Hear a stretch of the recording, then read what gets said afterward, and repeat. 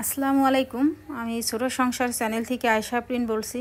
তো আশা করি আল্লাহর অশেষ রহমতে আপনারা সবাই ভালো আছেন। আলহামদুলিল্লাহ আমরাও ভালো আছি। তো এই তো নতুন আরেকটি ব্লগ নিয়ে চলে আসলাম। তো এখন পুরি ভেজে নিচ্ছি।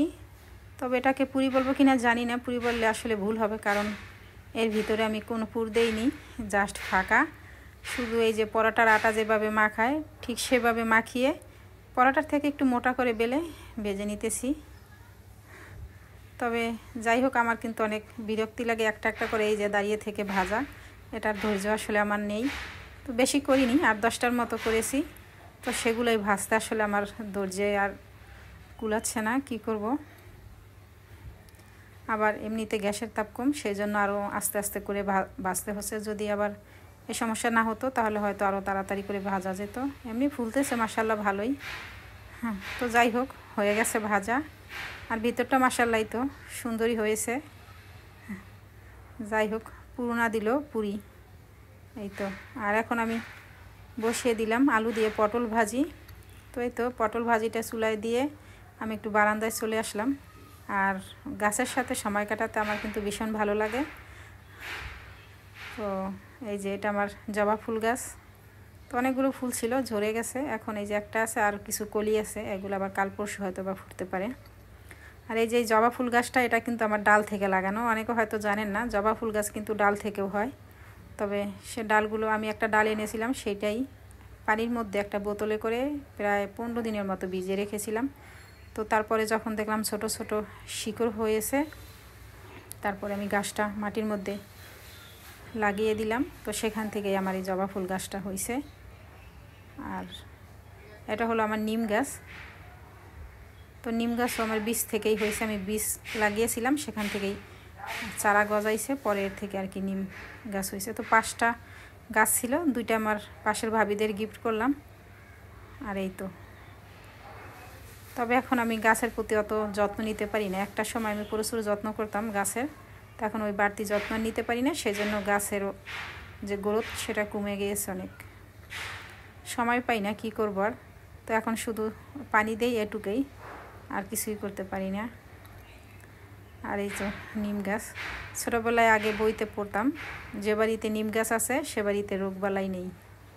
তবে নিম গাছ থাকা একটা ভালো। আর আমার এই নিম গাছ এখানে একসাথে কয়েকটা, তো এই জন্য ভালোভাবে বেড়ে উঠতে পারে না। আর এই যে আমার এই ফুল গাছটা, বুঝলাম না কিছু, আমি সব গাছগুলো আমার মরে যাচ্ছে। এর কারণ কি আমি নিজেও জানি না। সবার এই সময় দেখলাম প্রচুর এই ফুলগুলো হচ্ছে, আর আমার গাছগুলো সব মরে যাচ্ছে। তবে এটা আসল কারণ আমি জানি না। আর এই তো এখন আমি আবার রান্নায় ব্যাক করলাম। তো মাছ ভেজে নিচ্ছি। তো আরাম করে আসলে যদি রান্না করা না যায় খুব বিরক্তিকর, ওটা আসলে বলা যায় না, কিন্তু এইভাবেই তো করে করে রান্না করি। এই তো প্রতিদিনে সকালে উঠে নাস্তা বানাও, দুপুরে রান্না করো, আবার বিকেলে নাস্তা বানাও। তো এই করতে করতে আর ভালো লাগে না। আর এগুলা তো যতদিন বেঁচে আছি করতেই হবে, এর থেকে তো আর রেহাই নেই।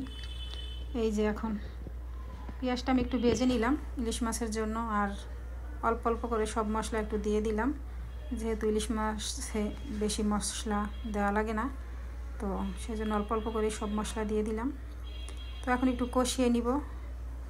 আর ইলিশ মাছ খেতে সুস্বাদু ঠিক আছে, কিন্তু কাটার পরিমাণ একটু বেশি, যার কারণে আমার ছেলে মেয়ে খেতে গেলে ওদের বেছে দিতে হয়, এটা একটি বাড়তি ঝামেলা। তো কি করব, যাই হোক একটু জল অ্যাড করে দিলাম। তো আর বেশি দিব না, এটুকের মধ্যে আমি মাছটা ভুনা করে নিব। তো এই তো দিয়ে দিব এখন আমি মাছগুলো, আর 2-3টা কাঁচামরিচ দিয়ে দেব একটু ফ্লেভারের জন্য। তো আমরা আসলে ইলিশের পাড়ের মানুষ। এক সময় এরকম হতো যে আমার আব্বা বাজার থেকে, মানে নদীতে জেলেরা যখন মাছ ধরতো ওদের কাছ থেকে সরাসরি মাছ কিনে এনে সেই মাছ আমরা রান্না করে খেতাম। সেটা আমাদের ছোটোবেলায় আমরা দেখেছি। তো এখন তো আর সেই সময় নেই, যুগ পরিবর্তন হয়ে গেছে, সব কিছুই পরিবর্তন। তো এই তো। আর এখন আমি করলা ভাজি করব, তার জন্য পেঁয়াজ আর কাঁচামরিচ ভেজে নিচ্ছি, এরপরে করলা ভাজি দিয়ে দিব, করলাগুলো দিয়ে দিব।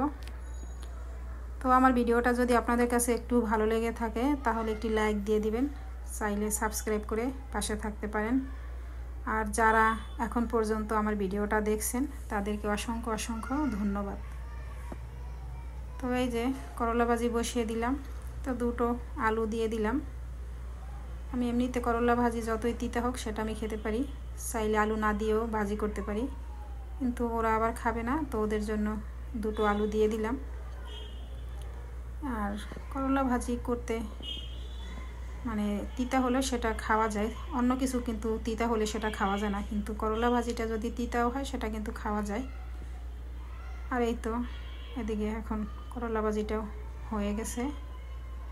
আর আমি করলা ভাজিতে কখনো হলুদ অ্যাড করি না, এভাবে ভাজি করি, যার জন্য একটু সাদা সাদা দেখাচ্ছে। তো এই তো হয়ে গেল আমার করলা ভাজি। আর আজকে অনেক বৃষ্টি হচ্ছে, তো এই যে বারান্দায় এসে একটু দাঁড়ালাম, কিন্তু ক্যামেরায় হয়তো বোঝা যাচ্ছে না বৃষ্টি। আর এই আমড়াগুলো আমার আম্মা ওই যে বাড়ি থেকে পাঠিয়েছেন, অনেক কিছুই পাঠিয়েছেন, সে সাথে এই আমড়াগুলোও ছিল। তো বাড়ি থেকে পাঠালে এটা তো সবাইকে আসলে দিয়ে খেলে সেটাই মজা লাগে, তো সবাইকে দিয়ে। আর এই তো এই রয়ে গেছে, তো এখান থেকে আমি কয়েকটা একটু এখন কেটে নিব। তো আমড়াগুলো বেশ বড় বড় ছিল সাইজ, আর খেতে একটু মিষ্টি মিষ্টি ছিল, ভালোই লাগছিল। আর বাড়ি থেকে একটা কিছু আনলে আসলে সেটা সবাইকে দিয়ে খেলে সেটাই ভালো লাগে। তো এই যে সাইজগুলো বেশ বড় বড়ই ছিল, তো আমি এখান থেকে এই যে কয়েকটা আমরা এখন কেটে নিলাম। আর একটু বিট লবণ মাখিয়ে দিব, তাহলে খেতে আর একটু টেস্ট বেশি হবে। তো আজ এ পর্যন্তই। আপনারা সবাই ভালো থাকবেন, সুস্থ থাকবেন, আমার জন্য দোয়া করবেন। আল্লাহ হাফেজ।